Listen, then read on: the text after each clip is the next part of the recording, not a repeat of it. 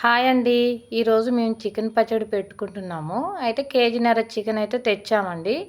తెచ్చి ఇలా శుభ్రం చేసుకొని వేడి నీళ్ళలో తీసి ఇట్లా ఆరబెట్టుకొని పక్కన పెట్టుకున్నాము.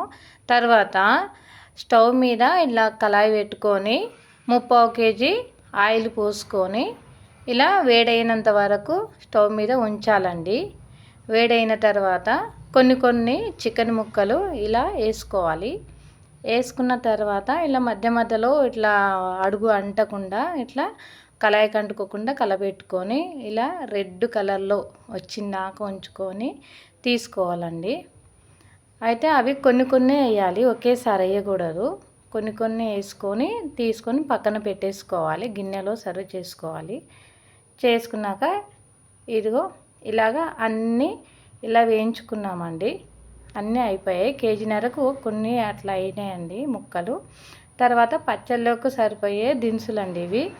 ధనియాలు, మిరియాలు, లవంగాలు, దాచిన చెక్క, ఎల్లుల్లిపాయలు, 2 బిర్యానీ ఆకులండి. ఇవన్నీ తీసుకున్నామండి. మసాలా కాబట్టి బాగుండాలి కదండి, పచ్చడి కొంచెం ఘాటుగా ఉంటేనే బాగుంటుంది. మేము కొంచెం ఘాటు కూడా తింటామండి. అవన్నీ మిక్సీ జాడీలోకి వేసుకోవాలండి. దినుసులు మొత్తం మిక్సీ జాడీలోకి వేసుకున్న తర్వాత అది మెత్తగా పొడి చేసుకోవాలండి. పొడి చేసుకున్న తర్వాత అది మళ్ళీ ఎల్లుల్లి రెబ్బలు, బిర్యానీ ఆకులు లాస్ట్లో వేసుకోవాలి. ఇలా వేసుకున్న తర్వాత అది కూడా మెత్తగా గ్రైండ్ చేసుకొని పక్కన పెట్టేసుకోవాలి. పెట్టేసుకున్న తర్వాత ఒక గుప్పెడంత చింతపండు తీసుకోవాలండి పచ్చళ్ళలోకి. గుప్పెడంత అంటే ఒక నిమ్మకాయ సైజు, పెద్ద నిమ్మకాయ సైజు అంతా తీసుకొని నానబెట్టుకోవాలి. కడిగి శుభ్రం చేసుకొని పక్కన పెట్టుకోవాలి. పెట్టుకున్నాక అది నానాక ఇలా పిసకాలండి. మంచిగా గుజ్జులాగా బాగా పిసకాలి. అలా చిక్కగా వచ్చిన తర్వాతనే నీళ్ళు ఎక్కువ పోయకూడదండి, అట్లా గుజ్జుగా ఉండాలి.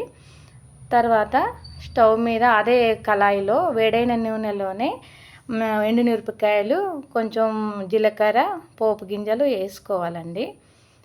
ఆ నూనె సరిపోకుంటే ఇంకా కూడా పోసుకోవచ్చు, మన ఇష్టం అది. ఎక్కువ ఆయిల్ తినే వాళ్ళు వేసుకోవచ్చు. అయితే అవి పోపు గింజలన్నీ మంచిగా బ్రౌన్ కలర్లో వచ్చిన తర్వాత 5 స్పూన్ల అల్లం ఎల్లిగడ్డ పేస్ట్ వేసానండి.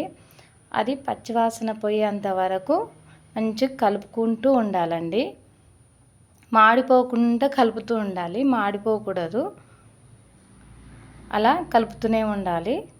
మంచిగా అది పచ్చివాసన పోయినాక ఆ వాటర్ అంతా ఇనికిపోయినాక వెల్లుల్లి లాంటిలో అల్లంలో తర్వాత చింతపండు గుజ్జు ఉంది కదండి, అది పోసుకోవాలి.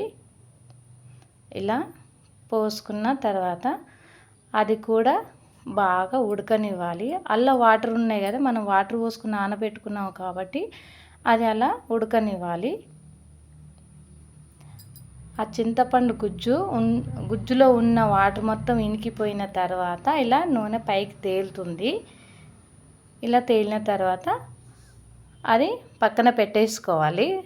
తర్వాత అదే ఆయిల్లో కొంచెం చల్లారిన తర్వాత 1/4 కిలో, మేము కారం ఎక్కువ తింటాం కాబట్టి 1/4 కిలో వేసుకున్నాం. తగినంత ఉప్పు వేసుకున్నాం. ఆల్రెడీ కారంలో ఉప్పు ఉంటుందండి మాకు, మేము మిరపకాయలలో ఉప్పు వేసుకొని పట్టించుకుంటాము.